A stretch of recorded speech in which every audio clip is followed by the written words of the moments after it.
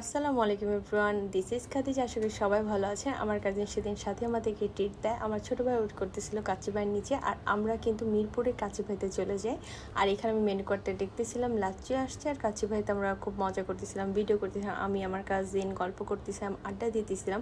মানে সাথে থেকে কীভাবে আমরা জোর জবরদস্তি করে ট্রিটটা নিয়ে নিলাম সেটাই আমরা বলতেছিলাম। তারপর কাচ্চি মোটামুটি ভালো ছিল, আমরা যেহেতু বিকালের দিকে যাই।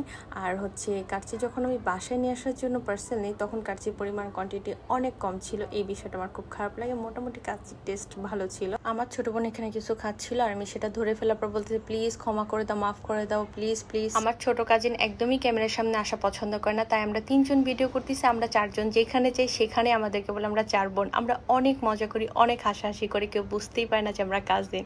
সবাই আমাদের জন্য দোয়া করবেন, আমরা যেন এইভাবে সবসময় থাকতে পারি 4জন। আজকে এই পর্যন্তই। আল্লাহ হাফেজ, আসসালামু আলাইকুম।